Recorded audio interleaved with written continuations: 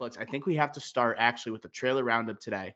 And we have to talk about Jason Reitman's upcoming film, Saturday Night. So on the day we're recording, there was a trailer that dropped. It was a teaser for the film that's coming on October 11th. There was a huge Vanity Fair article that came with first look images and went through details on how the movie was made yesterday. Ricky Flex, I'm just going to go over the cast here really quick because it's absolutely loaded and I have a bunch of questions about it for you. So we have Gabriel LaBelle as Lorne Michaels. We got Dylan O'Brien playing Dan Aykroyd. Corey Michael Smith as Chevy Chase. Lamorne Morris as Garrett Morris. Rachel Sennett, shout out Simsbury, as Rosie Schuster. Ella Hunt as Gilda Radner, Matt Wood as the John Belushi. You got Nicholas Braun playing both Jim Henson and Andy Kaufman, Willem Dafoe and J.K. Simmons appearing, Finn Wolfhard, Kaya Gerber, and Matthew Reese. This cast is absolutely loaded, Ricky Flex. What are your instant reactions after seeing this cast list? The cast is insane. It's a mix of like, up and coming young actors, and then a bunch of young actors that I won't say we're in failed shows, but like haven't made it big, but they're not up and coming. Like Rachel Sennett, clearly on the up and coming, right? Same with Nicholas Braun. Same with I would say Dylan O'Brien is still somehow in that category.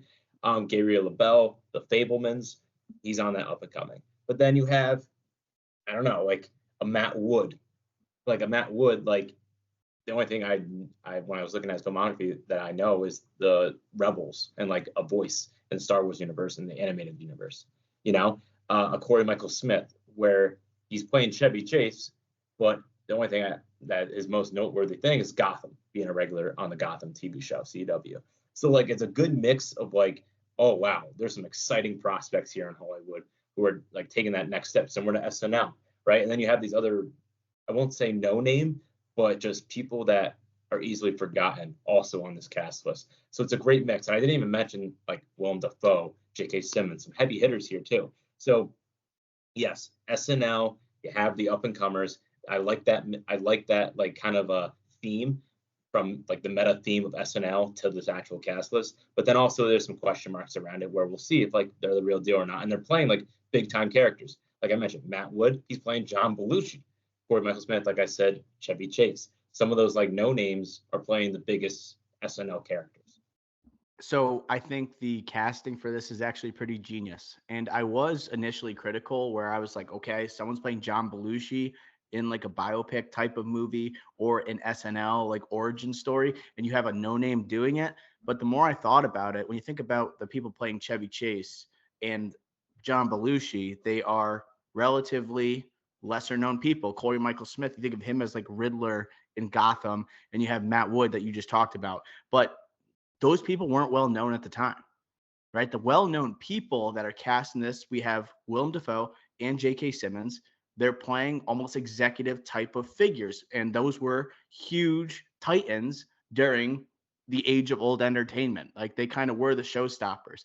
Gabriel LaBelle as like a hot shot, like just played Steven Spielberg, like at least a form of Steven Spielberg in the multiverse, and now he's going to be playing Lorne Michaels. Like it kind of fits. People have been really critical of Gabriel LaBelle because he's only 21 years old, and Lorne Michaels, when he creates SNL, is 30 years old. But I want to get your thoughts, Ricky Flex. Do you think that he can pull off the maturity, or is that kind of like the point of the casting that you want to have someone that looks like they're a little bit in over their head with like the tone of this entire thing? That's exactly it. You want them to be anxious, to be nervous, to be over their head, right? And that's where I think you go with the younger actor and also Gabriel LaBelle, where we saw in the Fablemans, he kind of was like that a little bit, being Steven Spielberg. But then obviously he comes into his own to be the Spielberg, as in like, this guy, like, even though he's a young kid, he has the prospects of being a great director. Similar to Lorne Michaels, where like he could be over his head for the opening night of SNL, where literally everything's on the line, and then he ends up being one of the greatest producers of all time. So it's that similar trajectory where we saw in the Fablemans. You have it here, and I'm okay with that little age discrepancy where it might not be 1-to-1 perfect, as in the comparison there to real life to this script, but I actually think it was a good move. I'm excited to see him. You just played Steven Spielberg and you get to play Lorne Michaels. This is like the greatest like initial 2-movie intro to a career ever. You get to have played those two icons. And Lorne Michaels, I was reading this article. He never met Lorne Michaels. He never talked to him. He finished shooting this movie and then actually was invited on to watch in Lorne Michaels' suite for Saturday Night Live. So I'm interested to see his interpretation. I feel like Lorne Michaels, we don't hear a lot from, right? We just know he is the guy. He is like the Oz behind Saturday Night Live.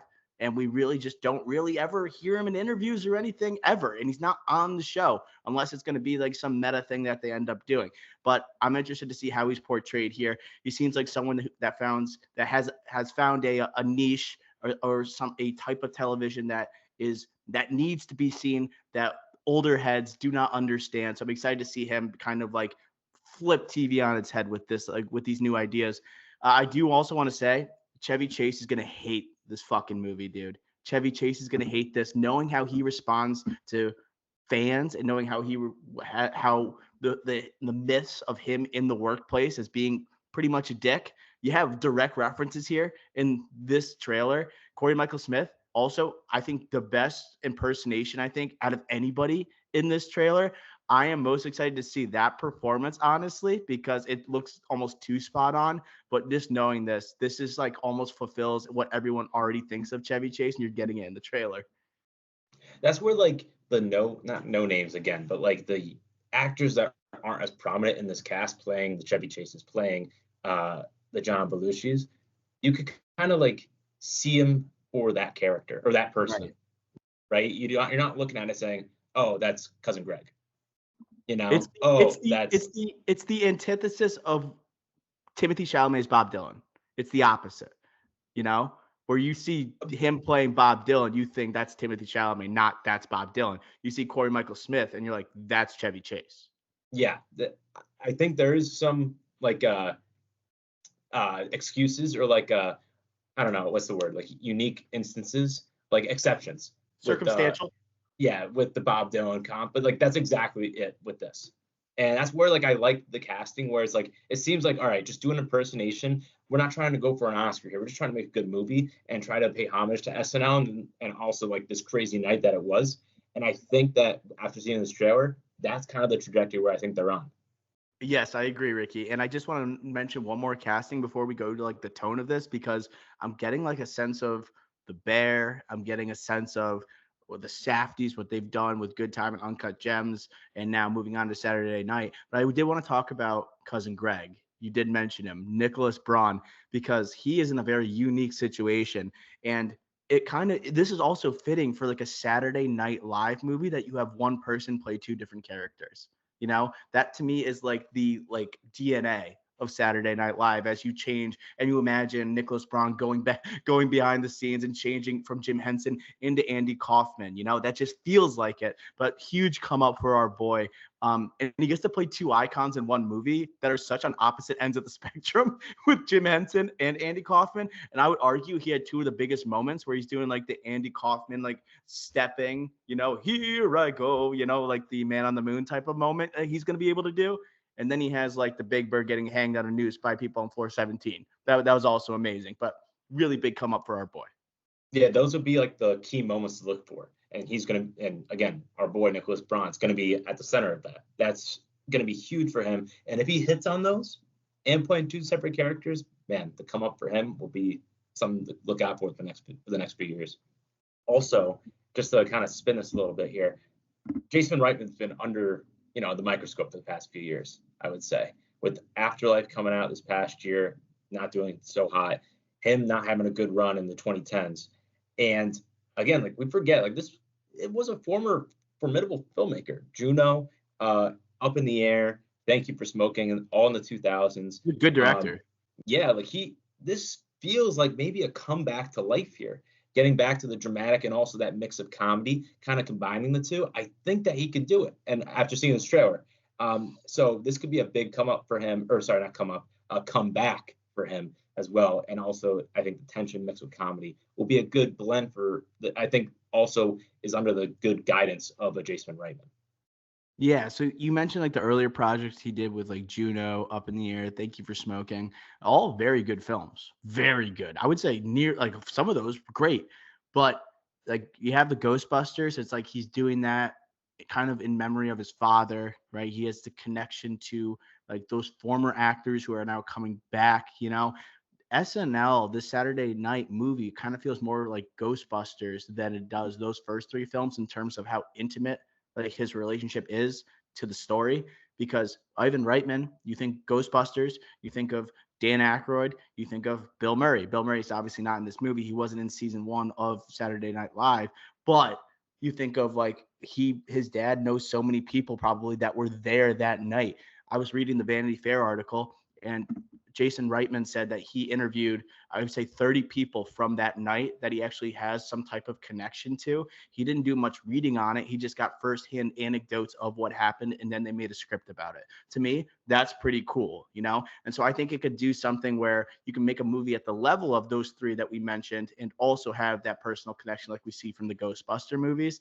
And it's going to be interesting. There's going to be a lot of highlights for these characters and a lot of low lights. And this 90-minute ticking time bomb of a movie that I can't wait to see. Thermometer predictor, where we predict the Rotten Tomato scores for upcoming movies.